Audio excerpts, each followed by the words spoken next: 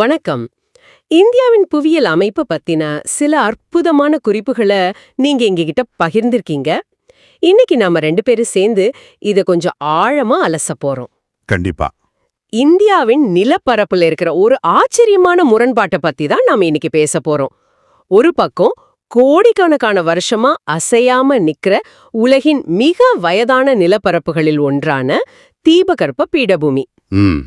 இன்னொரு பக்கம் நேத்து பிறந்த குழந்தை மாதிரி இன்னமும் வளர்ந்துட்டே இருக்கிற இமயமலை. இந்த 2 உச்சகட்ட வேறுபாடுகளுக்கும் நடுவுல இந்தியா எப்படி உருவாயிருக்கு? இது ரொம்ப சுவாரஸ்யமான கேள்வி. நம்மளோட நோக்கம் இதுதான். இந்தியாவின் 6 முக்கிய இயற்கை பிரிவுகளை புரிஞ்சுக்கிறது. மலைகள், சமவெளிகள், பீடபூமி, பாலைவனம், கடற்கரைகள், தீவுகள்னு இந்த 6 பிரிவுகளும் எப்படி உருவாச்சு, அதோட தனித்தன்மைகள் என்ன, முக்கியமா இது ஒன்னோட ஒண்ணு எப்படி சம்பந்தப்பட்டிருக்குன்னு பார்க்க போறோம். வாங்க இந்த புவியியல் பயணத்தை ஆரம்பிக்கலாம். சரி, முதல்ல இந்தியாவின் மகுடம் மாதிரி இருக்கிற இமயமலையில இருந்து ஆரம்பிக்கலாம். உங்க குறிப்புல இத இளமையான மடிப்பு மலைகள்னு சொல்லியிருக்கு. மலைகள் எப்படி இளமையா இருக்க முடியும்? அதுவும் இல்லாம அது இன்னமும் வளர்ந்துட்டு இருக்குன்னு சொல்றது ஆச்சரியமா இருக்கு. ஆமா, புவியியல் பார்வையில இளமை அப்படின்றது பல மில்லியன் ஆண்டுகளை குறிக்கும். பூமியில இருக்கிற மத்த மலைத்தொடர்களோட ஒப்பிடும்போது இமயமலை ரொம்ப சமீபத்துல உருவானது. ஓ, அப்படியா? பல கோடி வருஷங்களுக்கு முன்னாடி இந்திய தட்டு நகர்ந்து வந்து ஆசிய தட்டோட பயங்கரமா மோதுச்சு. அந்த மோதல்ல 2 நிலப்பரப்புக்கும் நடுவுல இருந்த கடல் மடிஞ்சு மேலே எழும்பி உருவானதுதான் இமயமலை. அந்த மோதல் இன்னமும் நிக்கல. நிஜமாவா? அப்போ நம்ம பேசிட்டு இருக்கிற இந்த நொடியில கூட இந்தியா தன்னை இன்னும் கொஞ்சம் ஆசியாவுக்குள்ள அழுத்திக்கிட்டு இருக்குன்னு சொல்லலாமா? நிச்சயமா, அந்த அழுத்தம் இன்னமும் தொடர்ந்துட்டு தான் இருக்கு. அப்போ நம்ம வரைபடங்களை இன்னொரு சில 1000 வருஷத்துல இது மாத்திடுமா? மாற்ற வாய்ப்பு இருக்கு. அதனாலதான் இமயமலை ஒவ்வொரு வருஷமும் சில மில்லிமீட்டர்கள் உயர்ந்துட்டே இருக்கு. இந்த மலைத்தொடர் எவ்வளோ பெருசுனா, மேற்குல சிந்து நதியிலிருந்து கிழக்குல பிரம்மபுத்திரா நதி வரைக்கும் கிட்டத்தட்ட 2400 கிலோமீட்டர் தூரத்துக்கு ஒரு பெரிய வில் மாதிரி வளைஞ்சிருக்கு. 2400 கிலோமீட்டர்! இது கிட்டத்தட்ட இந்தியாவின் ஒரு முனையிலிருந்து மறுமுனைக்கு ஒரு பெரிய சுவரை எழுப்பியது மாதிரி இருக்கு. இந்த சுவர் மட்டும் இல்லனா இந்தியாவின் காலநிலை, ஆறுகள், ஏன் நம்ம சரித்திரமே கூட முற்றிலும் வேற மாதிரி இருந்திருக்குமே, இல்லையா? மிகச்சரியா சொன்னீங்க. அது மட்டும் இல்ல, இந்த மலை ஒரே தொடர் கிடையாது. இதுல ஒண்ணுக்கு இணையா 3 அடுக்குகள் இருக்கு. 3 அடுக்குகளா? ஆமா, வடக்குல இருக்கிற உயரமான அடுக்குக்கு ஹிமாத்ரின்னு பேரு. இதோட சராசரி உயரமே 6000 மீட்டர், கிட்டத்தட்ட விமானம் பறக்கிற உயரம். ஓஹோ! எவரெஸ்ட், கஞ்சன்ஜங்கா மாதிரி உலகத்தோட உயரமான சிகரங்கள் எல்லாம் இங்கதான் இருக்கு. இதோட மையப்பகுதி முழுக்க முழுக்க கிரானைட் பாறைகளால் ஆனது. வருஷம் முழுக்க பனியால் மூடப்பட்டிருக்கும். ஓகே, அப்போ அதுதான் அசைக்க முடியாத அஸ்திவாரம். அடுத்த அடுக்கு, அதுக்கு தெற்கே இருக்கிற நடு அடுக்கு தான் இமாச்சல். இது ஹிமாத்ரியை விட உயரம் கொஞ்சம் குறைவு, ஆனா ரொம்ப கரடுமுரடான பகுதி.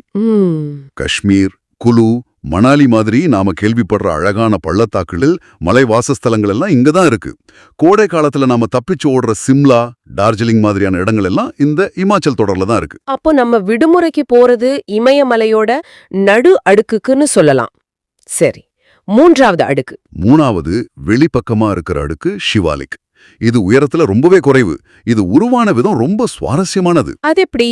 உயரமான இமயமலையிலிருந்து ஆறுகள் வேகமா ஓடி வரும்போது தன்னோட கொண்டு வர வண்டல், சரளை கற்கள் எல்லாத்தையும் அடிவாரத்துல படிய வைக்கும். அப்படி பல லட்சம் வருஷமா பொடிஞ்ச வண்டல் மண் இறுகி ஒரு குட்டி மலை தொடரா உருவானதுதான் இந்த ஷிவாலிக். அப்போ ஹிமாத்ரி தான் உண்மையான பாறை அஸ்திவாரம், ஹிமாச்சல் அதுக்கு மேல இருக்கிற கரடுமுரடான பகுதி, ஷிவாலிக்குங்கிறது இமயமலை உதிர்த்த வண்டலால உருவான ஒரு குவியல். இப்படி சொல்றது சரியா இருக்குமா? மிகச் சரியான கோர்வையா சொன்னீங்க. இமாச்சலுக்கும் ஷிவாலிக்குக்கும் நடுவுல இருக்கிற நீளமான தட்டையான பள்ளத்தாக்குகளை டூன்னு சொல்லுவாங்க. டேராடூன் இதுக்கு ஒரு நல்ல உதாரணம். சரி, இந்த மாபெரும் மலைகளிலிருந்து ஆறுகள் உருவாகுதுன்னு சொன்னீங்க. அப்போ அந்த ஆறுகள் உருவாக்குற நிலப்பரப்பு தான் வட இந்திய சமவெளிகளா? அதை இமயமலையோட பரிசுன்னு சொல்லலாமா? சொல்லப்போனா இதை விட ஒரு சிறந்த வார்த்தை இருக்க முடியாது. சிந்து, கங்கை, பிரம்மபுத்திரான்னு 3 பெரிய நதி அமைப்புகளும் பல லட்சம் வருஷமா இமயமலையிலிருந்து வண்டல் மண்ணை கொண்டு வந்து பரப்பி உருவாக்குனதுதான் இந்த பறந்து விரிந்த சமவெளி. இது கிட்டத்தட்ட 7 லட்சம் சதுர கிலோமீட்டர் பரப்பளவு கொண்டது. உலகின் மிகப்பெரிய வண்டல் சமவெளிகள்ல இதுவும் ஒண்ணு. இந்த சமவெளி முழுக்க ஒரே மாதிரி சப்பாட்டையா இருக்குமா, இல்ல அதுலயும் வேறுபாடுகள் உண்டா? அதுல நுட்பமான வேறுபாடுகள் இருக்கு. ஷிவாலிக் அடிவாரத்துல ஆறுகள் மலையிலிருந்து இறங்கும்போது பெரிய சரளை கற்களை படிய வைக்கும். ஒரு 8லிருந்து 16 கிலோமீட்டர் அகலமுள்ள அந்த பட்டைக்கு பாபர்னு பேரு. ஓ, அப்போ இது ஒரு பெரிய வடிகட்டி மாதிரி. ஆறுகள் கொண்டு வர பெரிய கற்கள் எல்லாம் இங்க தங்கிடுது, தண்ணீர் மட்டும் கீழே புகுந்து ஓடிடுது. சரிதானே? அருமையான ஓமை. ஆமா, இந்த பாபர் பகுதியில சின்ன நீரோடைகள் எல்லாம் கற்களுக்கு அடியில மறைஞ்சு போயிடும். அப்படியா? ஆமா, அதுக்கு தெற்கே அந்த மறைஞ்ச நீரோடைகள் எல்லாம் மறுபடியும் தரைக்கு மேல வந்து ஒரு ஈரமான சதுப்பு நில பகுதியை உருவாக்கும். அதுக்கு தரைன்னு பேரு. ஒரு காலத்துல இது அடர்ந்த காடுகளும் வனவிலங்குகளும் நிறைஞ்ச இடமா இருந்துச்சு. சரி, மறைஞ்ச தண்ணீர் மறுபடியும் வெளிவந்தாச்சு. அதுக்கப்புறம்? அதுக்கு தெற்குல பழைய வண்டல் மண்ணாலான வெள்ளப்பெருக்கு அதிகம் வராத கொஞ்சம் உயரமான பகுதி இருக்கு.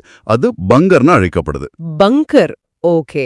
கடைசியா ஒவ்வொரு வருஷமும் ஆற்று வெள்ளத்தால புதுப்பிக்கப்படுற ஆற்றங்கரைக்கு பக்கத்துல இருக்கிற பகுதி தான் காதர்.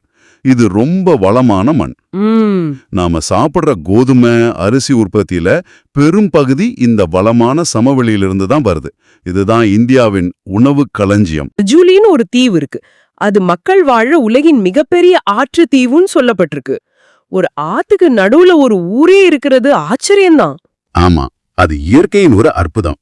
இப்போ நாம இளமையான மலைகளையும் அது கொடுத்த பரிசான வளமான சமவெளிகளையும் பார்த்துட்டோம். இனி நேர் எதிரான ஒரு நிலப்பரப்புக்கு போவோம். சரி, இந்த சமவெளிகள் எல்லாம் இமயமலைங்கிற இளையன் கொடுத்த பரிசு. இந்த இளையன் நிக்கிறதுக்கு ஒரு அஸ்திவாரம் வேணும் இல்லையா?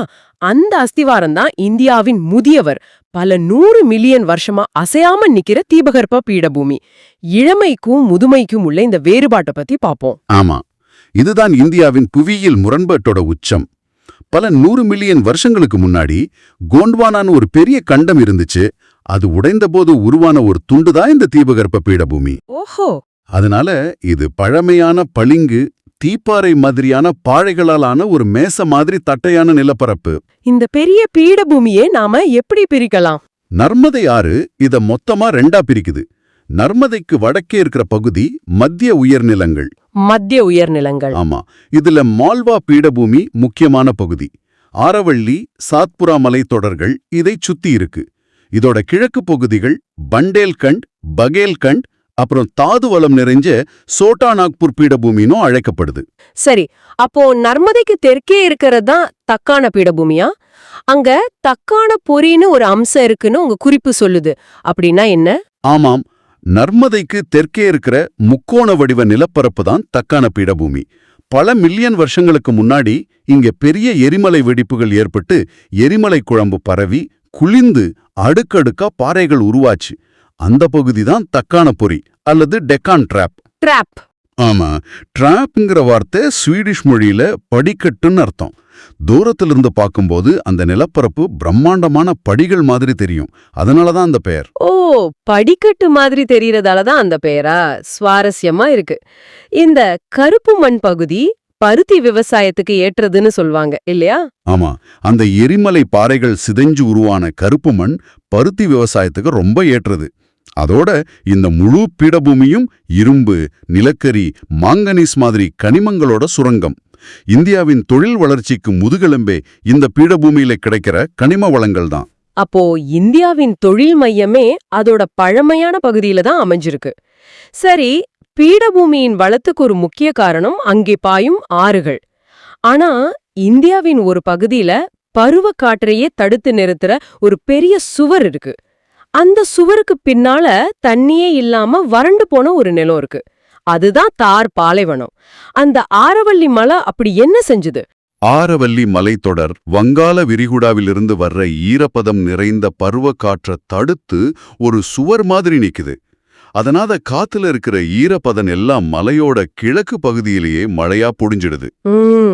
மலைக்கு மேற்கு பக்கம் காத்து போகும்போது அதுல ஈரப்பதமே இருக்கிறது இல்ல. அதனால அந்த பகுதிக்கு மிக குறைவான மழையே கிடைச்சு அது வறண்ட பாலைவனமா மாறிடுச்சு. அப்போ அங்க நிலப்பரப்பு மணல் மேடுகளா அலையலையா இருக்குமா? ஆமா, முழுக்க முழுக்க மணல் மேடுகளால் மூடப்பட்ட அலையலையான சமவெளிதான் அது. வருஷத்துக்கு 150 மில்லிமீட்டருக்கும் குறைவாதான் மழை பெய்யும். அதனால அங்க தாவரங்கள் ரொம்ப குறைவு. அப்போ அங்கே ஆறுகள்? அந்த பகுதியில் ஓடுற ஒரே ஒரு பெரிய ஆறு லூனி மட்டும்தான். அதுவும் கடல்ல கலக்கிறதுக்கு முன்னாடியே பாலைவன மணல்ல மறைஞ்சு போயிடும்.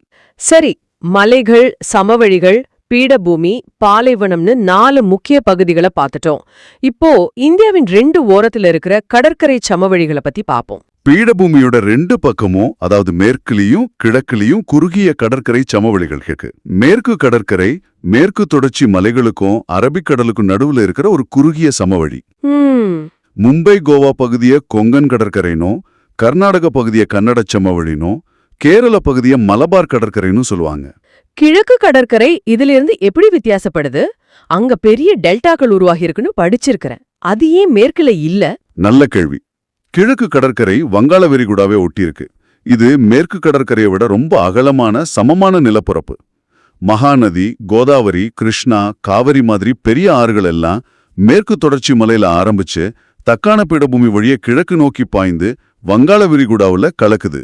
ஓ, அதனால இந்த ஆறுகள் ரொம்ப தூரம் பயணம் செய்யறதால நிறைய வண்டல் மண்ணை கொண்டு வந்து கடற்கரையில படிய வைக்குது. அதனால இங்க பெரிய வளமான டெல்டாக்கள் உருவாகி இருக்கு. மேற்கு கடற்கரையில பாயிற ஆறுகள் சின்னது, வேகமானது. அதனால அங்க டெல்டாக்கள் உருவாகிறதில்ல. ஓ, அதான் காரணமா? கிழக்கு கடற்கரையோட பிரிவுகள் எப்படி அழைக்கப்படுது? வடக்கு பகுதிய வடக்கு சர்க்கார்னும் தெற்கு பகுதிய சோழமண்டல கடற்கரைன்னு சொல்வாங்க. இங்கதான் ஒடிசாவுல இந்தியாவின் மிகப்பெரிய உப்பு நீர் ஏரியான சில்கா ஏரி அமைஞ்சிருக்கு. அருமை. கடைசியா இந்தியாவின் தீவு கூட்டங்களுக்கு வருவோம். லக்ஷத்தீவுகளும் அந்தமான் நிக்கோபார் தீவுகளும் ஒண்ணுக்கொன்னு சம்பந்தமே இல்லாதவேன்னு உங்க குறிப்பு சொல்லுது. அது எப்படி? ஆமா, அதோட உருவாக்கம், அமைப்பு, காலநிலை எல்லாமே முற்றிலும் வேற.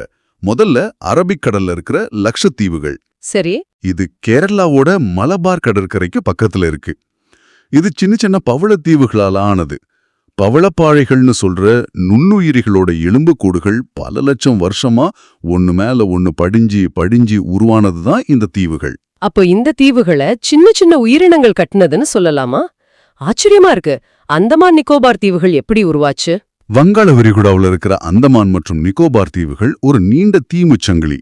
இது உண்மையில கடலுக்கு அடியில இருக்கிற ஒரு பெரிய மலைத்தொடரோட உச்சி பகுதிகள். அப்படியா? ஆமா, இமயமலை தொடரோட நீச்சி தான் மியான்மர் வழியா கடலுக்குள்ள மூழ்கி மறுபடியும் இந்த தீவுகளா மேல எழும்பி இருக்குன்னு ஒரு புவியியல் கோட்பாடு சொல்லுது. அப்போ அந்தமான் தீவுகள் இமயமலையோட தொலைதூர சொந்தக்காரங்க மாதிரி? ஒரு வகையில அப்படிதான். இந்த தீவுகள் பூமத்திய ரேகைக்கு ரொம்ப பக்கத்துல இருக்கிறதால இங்க வருஷம் முழுக்க வெப்பமான ஈரப்பதமான காலநிலை நிலவும். அதனால இங்க ரொம்ப அடர்த்தியான பசுமை காடுகள் இருக்கு. இங்க ஒரு ஆச்சரியமான உண்மை இருக்கு. இந்தியாவுல செயல்படுற ஒரே ஒரு எரிமலை அந்தமான் தீவு கூட்டத்துல இருக்கிற பேரன் தீவுல தான் இருக்கு. ஒரு நிமிஷம், இந்தியாவுல செயல்படுற எரிமலை இருக்கா? இது எனக்கு நிஜமாவே புது தகவல். ஆமா, பேரன் தீவுல இருக்கிற எரிமலை அப்பப்போ புகை கக்கும். சரி, நாம இப்போ இமயமலை, சமவெளிகள், பீகபூமி, பாலைவனம், கடற்கரைகள், தீவுகள்னு இந்த 6 வித்தியாசமான நிலப்பரப்புகளையும் பார்த்துட்டோம். இது தனித்தனியா இல்லாம ஒன்னோட ஒன்னு எப்படி பின்னி பிணைஞ்சிருக்கு? இதோட பெரிய சித்திரம் என்ன? இதுதான் மிக முக்கியமான கேள்வி. இந்த ஒவ்வொரு பிரிவும் மத்தத முழுமைப்படுத்துது. ஒரு பெரிய எந்திரத்தோட வெவ்வேறு பாகங்கள் மாதிரி இது எல்லாம் சேர்ந்துதான் இந்தியாவை இயக்குது. மலைகள் வற்றாத நதிகளோட பிறப்பிடம். சரி. அந்த நதிகள் தான் சமவெளிகளுக்கு தேவையான தண்ணீரை கொடுக்குது. சமவெளிகள் அந்த தண்ணீரை பயன்படுத்தி நமக்கு உணவு கொடுக்குது. சரியா சொன்னீங்க. சமவெளிகள் நாட்டின் உணவு களஞ்சியங்கள். பீடபூமி கனிமங்களோட சுரங்கம். அது நாட்டின் தொழில் வளர்ச்சிக்கு அடித்தளம் போடுது. கடற்கரை பகுதிகளும் தீவுகளும் மீன்பிடி, வர்த்தகம், துறைமுக நடவடிக்கைகளுக்கு வழிவகுக்குது. வெளிநாட்டு வர்த்தகத்துக்கான நம்ம நுழைவாயில்களே அதுதான். அப்போ இந்த புவியியல் பன்முகத்தன்மை ஒரு பலவீனம் இல்ல, அதுதான் இந்தியாவின் மிகப்பெரிய பலம். உணவு, தண்ணீர், கனிமங்கள், காடுகள், வர்த்தக வழிகள்னு ஒரு நாட்டுக்கு தேவையான அத்தியாவசிய வளங்கள் எல்லாமே இந்த வெவ்வேறு நிலப்பரப்புகள்ல இருந்து நமக்கு கிடைக்குது. நிச்சயமா. இந்த பன்முகத்தன்மை தான் இந்தியாவை இயற்கை வளங்கள்ல தன்னிறைவு பெற்ற நாடா மாத்துது. அற்புதம். இந்தியாவின் புவியியலுங்கிறது வெறும் வரைபடத்துல இருக்கிற கோடுகள் இல்ல, அது ஒன்னோடொன்னு பின்னி பிணைஞ்ச உயிருள்ள ஒரு அமைப்புங்கிறது இன்னைக்கு தெளிவா புரிஞ்சுது. இந்த ஆழமான பார்வைக்கு நன்றி. நன்றி. இப்போ உங்களுக்காக ஒரு சிந்தனை. இந்த புவியியல் பன்முகத்தன்மை இந்தியாவின் பண்பாட்டு பன்முகத்தன்மையை எப்படி வடிவமைச்சிருக்கோன்னு நீங்க எப்போதாவது யோசிச்சிருக்கீங்களா? மலைகள்ல வாழ்ற மக்களோட வாழ்க்கை முறையும், கடற்கரையில வாழ்ற மக்களோட வாழ்க்கை முறையும், சமவெளியில விவசாயம் செய்யற மக்களோட வாழ்க்கை முறையும் ஏன் இவ்ளோ வித்தியாசப்படுது? நாம சாப்பிடுற உணவு, உடுத்துற உடை, பழக்க வழக்கங்கள், ஏன் நம்ம பேசுற மொழிகள் மேல கூட இந்த நில அமைப்பு எவ்ளோ தாக்கத்தை ஏற்படுத்தியிருக்கோம்? இத பற்றி நீங்க யோசிச்சு பாருங்க. Welcome back to the deep dive. If you've ever looked at a map of India or even just seen photographs and been just astonished by the sheer variety, from the world's tallest peaks to volcanic plateaus, vast deserts, and these tiny coral atolls, you've probably wondered how one country manages to house such a complete geographical library. Almost doesn't seem possible. So our mission today is a deep dive into the source material you shared. We want to give you the definitive shortcut to understanding India's geological structure.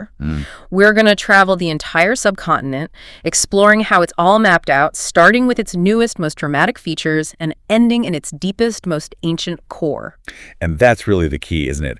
The sheer contrast in age. It's staggering. What's fascinating here is that core contrast. I mean, India is geographically almost an anomaly because it truly has all the major landforms, mountains, plains, deserts, plateaus, islands. All of them. But the real story is the age difference. The Peninsular Plateau, for instance, is a relic. It's one of the Earth's most ancient landforms, tracing its origins way back to the supercontinent Gondwana land. So we are talking about rocks that predate complex life forms, being neighbors with land that is still, well, effectively being born right now. That's it. Because on the other hand, you have the towering Himalayas and the vast northern plains, which are incredibly recent additions, geologically speaking. So young. It creates this unique tension. You have the stability of the ancient core right next to the dynamism of these new formations. And that's our challenge today. To unpack these massive differences by moving systematically through the 6 main physiographic divisions that define the subcontinent. Let's start with the drama at the top. Let's plunge in. We begin with the northern giants, the Himalayan mountains. The sources describe them with 2 key phrases: geologically young and structurally fold mountains. Right. Young implies they are still rising, and fold implies they were created by massive compression. I mean, let's just unpack the sheer scale of this thing. It's almost hard to comprehend. Its mountain system isn't just a range. It's a colossal 2,400-kilometer arc running west to east. From the Indus River all the way to the Brahmaputra. Exactly. But what about the width? That changes, right? It does. And that variation is crucial. As the range runs east, the forces that created it seem to have just squeezed it. So in Kashmir, it can be about 400 kilometers wide. Wow, so quite broad. Very broad. But as you move towards the eastern end, in Arunachal Pradesh, it constricts dramatically to only about 150 kilometers. And that compression must change everything. The terrain, the climate. Everything. The local climate, the way the rivers drain, it's all affected by that squeeze. So our sources talk about 3 parallel ranges running the length of this arc. It's like a layered cake, but on a massive scale. Tell us about the personalities of these 3 layers. They are completely distinct systems. So the northernmost one and the most continuous is the Himadri. We also call it the Great or Inner Himalayas. This is the big one. This is the heavy hitter, yeah. Averaging around 6,000 meters in height. And if you want to understand its stability, you have to look at its composition. Its core is robustly composed of granite. Okay, that's a key geological curveball. Why does the fact that the core is granite matter so much? Well, granite is an incredibly dense, hard, igneous rock. Because it forms the core, it provides the fundamental strength and stability that you need to support the world's highest peaks. Right, they're sitting on top of it. Exactly. It's highly resistant to erosion, which is why the Himadri remains permanently covered in snow and hosts these giant glaciers that feed the subcontinent. So this is where you find the really monumental peaks like Mount Everest. Everest in Nepal and, of course, Kanchenjunga in India, they're all there. Okay, so that's the top layer. What's next? South of the Himadri, you find the Himachal, or the Lesser Himalayas. This system is a bit rougher, less continuous, with elevations dipping to between, say, 3,700 and 4,500 meters. And this is where people actually live and visit, right? This is the cultural heartland of the mountains. It's defined by famous ranges, like the Pir Panjal, the Doladar, and the Mahabharat. And importantly, this is home to those beautiful, broad valleys, Kashmir, Kangra, Kulu, which become celebrated as major hill stations. And then finally, the smallest layer, the outermost one, which we call the Squalaks. Exactly. The Squalaks are the lowest, sitting between about 900 and 1,100 meters. Their formation story is different from the other 2. How so? While the Himadri and Himachal were formed by that immense collision and uplift of continental plates, the Shuwalics, well, they were formed later from the debris. So the leftovers. Pretty much. Yeah. The unconsolidated sediments, gravel, and mud that the brand new rivers wash down from the higher Himalayan ranges, they are essentially a massive alluvial apron at the foothills. That distinction explains the next fascinating detail, the duns, these long, longitudinal valleys that are sort of trapped between the lesser Himalayas and the outer Shuwalik. And they're named for specific cities, which really grounds the concept. Right, like Dehradun, Kotli Dun, Patli Dun, you can actually see it on a map. Precisely. Now, these mountains don't exist in a vacuum. They're constantly being broken down, eroded, and that immense erosion feeds the next major division, the northern plains. The great consequence of the mountain building. Describe the scale of this giant, fertile powerhouse. The northern plains are, they're the creation of the continuous work of three colossal river systems, the Indus, the Ganga, and the Brahmaputra. Right. Over millennia, these rivers have deposited this immense blanket of alluvial soil at the base of the Himalayas. We're talking a phenomenal scale, an area of 7 lakh square kilometers, stretching 2,400 kilometers long. It's hard to even picture that. What's a good comparison? To put that in perspective, that's an area roughly the size of Texas combined with maybe another mid-sized country. So if we connect this to the bigger picture, why does a giant flat area of dirt matter so profoundly? Because that combination of deep, fertile alluvial soil, a constant water supply from the Himalayan rivers, and a warm climate makes this region overwhelmingly India's most agriculturally productive region. The breadbasket. It is, unequivocally, the greeneries of the country. And here's a surprising detail nestled right in the river flow. Even within this immense flatness, there are geographical surprises. Our sources mention Majuli. Yes, in the Brahmaputra River. It is, incredibly, the world's largest inhabited riverine island. That's a whole ecosystem defined by the river's power, sitting right in the middle of the flow. And even though we call it the plain, there's crucial topographical variation across its width as you move south in the foothills. We can actually detest 4 divisions. Okay, let's break that down. Closest to the Shuwalik slopes is the Pabar. This is a narrow strip, only about 8 to 16 kilometers wide, where the mountain streams deposit these immense sheets of pebbles and gravel. Like a natural gravel ramp. It is. And the rivers often disappear underground here because the porosity of the rocks is so high. So if the water disappears in the Habar, what happens next? South of the Babar is the Terai. This is where those rivers reappear, leading to a wet, marshy region. Historically, this area was covered in dense forests, rich in wildlife. Okay. It's where that underground water resurfaces, creating a much wetter environment. And then we get to the actual soil composition of the bulk of the plains, which is what defines the agriculture. We have the Bangar and the Kadar. Right. And this is where the age of the sediment really comes into play. How so? The Bangar is the older alluvial soil. It makes up the largest part of the plains, and it lies above the current floodplains. Because it's older, it's had time to develop these little calcareous deposits nodules of calcium, locally known as Kankar. So it's fertile but settled. Exactly. The Kadar, however, is the new young alluvial deposits found on the current floodplains.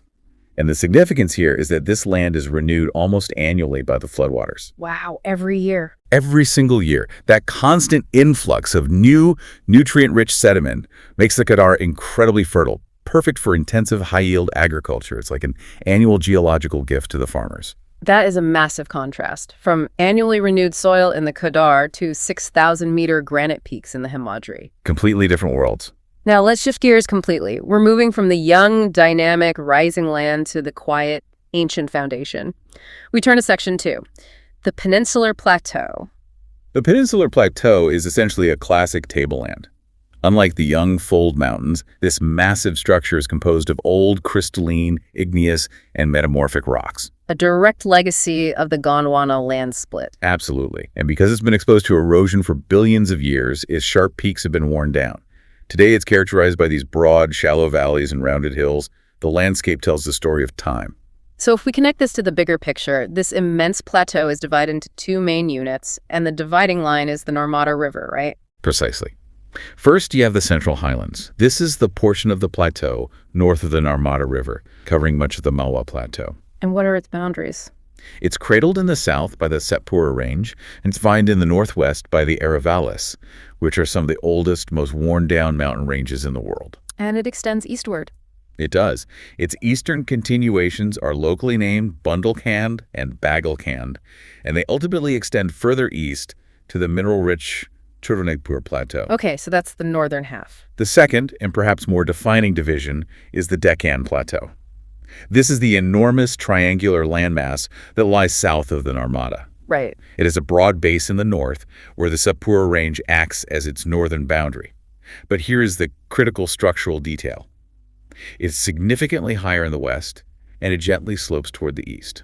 A gentle slope towards the east. That seemed like a minor detail, but I imagine it defines the direction of almost every major river flow across the southern half of the subcontinent. It's the geographical master switch, absolutely.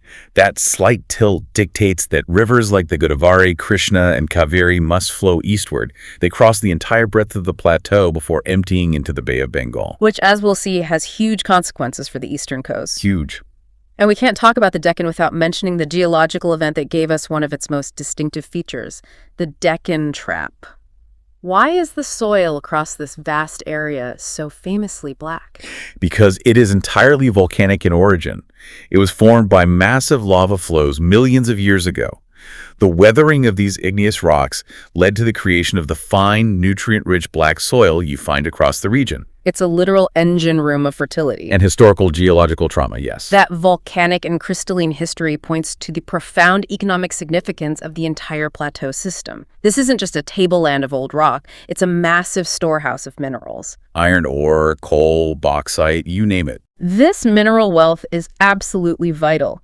It underpins the entire industrialization and heavy industry base of the nation. It's the raw material spine of the country. It really is. It acts as the anchor and the source of resources, while the plains act as the source of food. They are perfectly complementary. Okay, moving on to Section 3, we hit the geographical fringes, the extremes, and the edges. Let's start with the Thar, the immense Indian desert. Located strategically west of the Air Valley Hills. Right. The sources define the Thar as an undulating sand plain, characterized by classic sand dunes. The main defining characteristic, of course, is the profound aridity. Extremely low rainfall. Less than 150 millimeters annually. Life is tough here, and in this challenging environment, the only major river that manages to survive, at least seasonally, is the Luni. Then we swing to the coastlines, which serve as the boundary between that huge peninsular plateau and the sea, and we have two dramatically different coasts. Completely different. The western coastal plain is a narrow strip, squeezed tightly between the towering Western Ghats and the Arabian Sea. So the mountains are very close to the water. Very close. And because of that, the coast is naturally segmented. We divide it into the Konkan coast, from Mumbai down to Goa, the Kanad Plain in the center, and the Malabar coast in the south. And being narrower, I'm guessing it's more rocky. Yes, it tends to be more rocky and less suited for large-scale agriculture. Now contrast that with the eastern coastal plain. Along the Bay of Bengal, this coast is much broader, more level, and much more heavily populated. It's divided into the northern Sircar in the north and the Coromandel coast in the south. And that's because the eastern coast benefits from that eastward slope of the Deccan Plateau we talked about. Precisely. Because the Godavari, Krishna, Mahanadi, and Kaveri all flow east, they create these massive, immensely fertile delta formations as they empty into the Bay of Bengal. And that delta region is why the eastern coastal plain is so broad and can support such a dense population. That's exactly it. And right there on that eastern coast, in Odisha, you have a major landmark, Lake Chilika. The sources note it's India's largest saltwater lake. Yes, it adds another layer of environmental complexity to that whole deltaic region. Finally, let's wrap up the physical divisions with the islands, which also come in two completely distinct groups. Reflecting two different geological processes, absolutely.